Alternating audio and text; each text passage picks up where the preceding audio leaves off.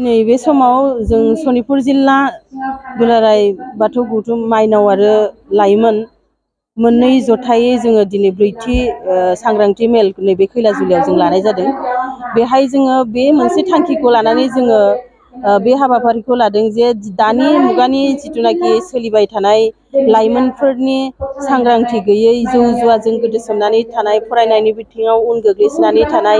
बिमा बिफानि खोथा बोसोन मानियै उन्दै बैसोआव हाबा जानाय, बेफोर गासैबो बिथिंखौ लानानै जोङो दिनै सनितपुर जिल्ला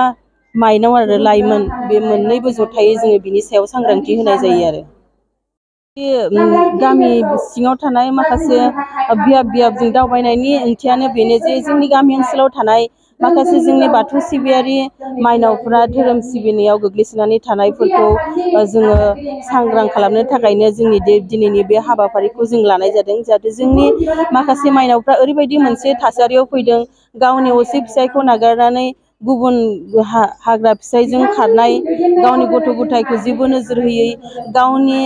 गामियाव थानाय माखासे धोरोम बोसोन होगिरिफोरनि खोथा बोसोन मानियै, गावनि न'खरनि थानसालिखौ साबना हाबना फोसाबनानै लाखिनो हायै, गावनि न'खरखौ खौसे अनज्लायनायनि बिथिङाव लाबोनो हायै,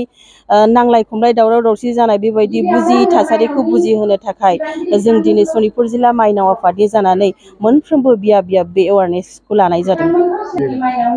दा जों बिनि बिथिङावबो दिनै लाइमोनफोरखौ लाफानानै एवारनेस लानायनि मेन खारनानो बेनो जे दानि गथ'फ्रा बिमा बिफानि खोथा बोसोन मानियै ड्राग्स एडिक्टेड जानाय आरो जौ जुवाजों गोजोमसोनानै थानाय आरो फेग्रा मुवाखौ बांद्राय लानानै गावनि फरायनाय बिथिङाव जेबो नोजोर होयै, बिमा बिफानि खोथा बोसोन मानियै, गिदिर उन्दै जेबो सिनायै, समाजनि माखासे दैदेनगिरि माखासे फोरोंगिरिफोरनि जेबो मान सनमान लायै, बेफोर गासैबो बिथिंखौ लानानै जों दिनै सनितपुर जिल्ला माइनाव आफाद जानानै बेफोरनि सायाव खोब गोख्रोङै जोङो एवारनेसखौ लानाय जादों आरो। गिबियावनो मानगोनां निउस नायगिरिनिसिम साबायखर। जों दिनै ब्रैथि खेब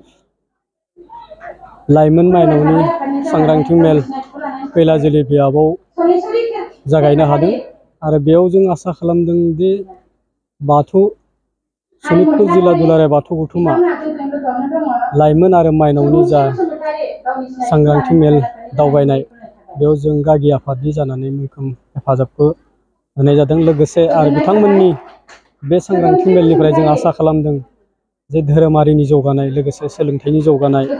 लोगोसे रांखान्थियारि जौगानाय, खौसेनि लाबोनाय आरो इसोर सिबिनानै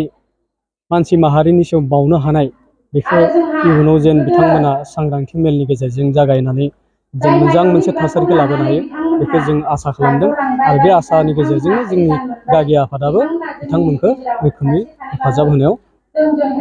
दंगासिनो दङ। सनितपुर जिल्ला दुलाराय बाथौ गौथुम लाइमोन आफादनि जानानै दिनै ब्रैथि खेब बियाब दावबायनाय आरो धोरोमारि सांग्रांथि मेलखौ जिल्लानि सिङाव थानानै खैलाजुलि बियाबनि सिङाव जों दिनै धोरोमारि सांग्रांथि मेलखौ खुंनाय जादों। बे हाबाफारिनि गेजेराव आं दिनै खौरां बिजोंनि गेजेराव बेखौनो फोरमायनो सानदों, बे बाथौ धोरोम सिबिनायजों लोगोसे साफ्रोमबो लाइमोन बिथांमोना धोरोम सिबिनायजों लोगोसे गाव गावनि सोलोंथाइ लानायजों दावगाहोनायखौ लुबैदों, लोगोसे बे गाज्रि फेग्रा मुवानिफ्राय गोजानाव थानो खावलायदों जिल्ला लाइमोन आफादनि जानानै। लोगोसे मोनफ्रोमबो बिथिंखौ नोजोर बोनानै जेबो धोरोमारि धोरोमारि सायख'लायालासिनो साफ्रोमबो लाइमोन बिथांमोना बे हारि समाज जौगाहोनायाव साफ्रोमखौबो जौगाहोनायाव मदद होनो थाखाय लाइमोन आफादनि जानानै गोदै खावलायदों। बे समाव साफ्रोमबो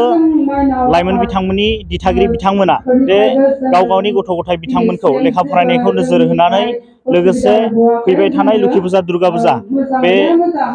फुजाफोराव जिहेतु गाव गावनि गथ'फोरखौ हगारालासिनो गाव गावनि गथ'फोरखौ नोजोर होनानै लेखा फरायनायाव मुखुब थानो थाखाय खावलायहरनाय थाबाय। लोगोसे जिहेतु फैबाय थानाय मेट्रिक इन्डिटेड लोगोसे हायार सेकेन्डारि बिथांमोनखौ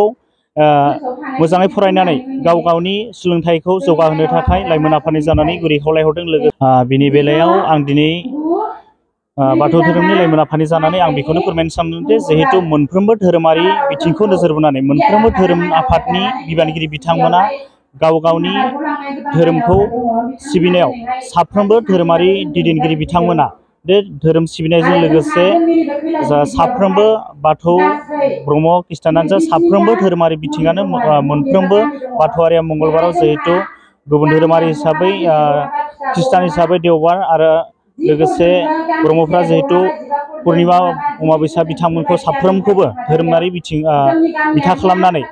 मोनफ्रोमबो धोरोमारि आफाद हिसाबै लाइमोन आफाद दङ बे हिसाबै बिथांमोना लाइमोन बिथांमोना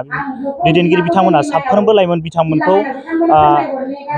गौथुमाव खावलायनानै दिथागिरि बिथांमोनखौ धोरोम सिबिनायाव मुखुब खालामनो थाखाय धोरोमारि सांग्रांथिखौ जिहेतु गामियारि गफायाव थानाय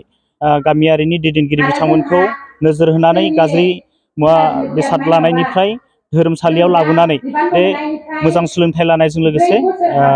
साफ्रोमखौबो धोरोम सिबिनायनि गेजेरजों बिथा खालामना थानो थाखाय गुरै खावलायहरनाय थाबाय।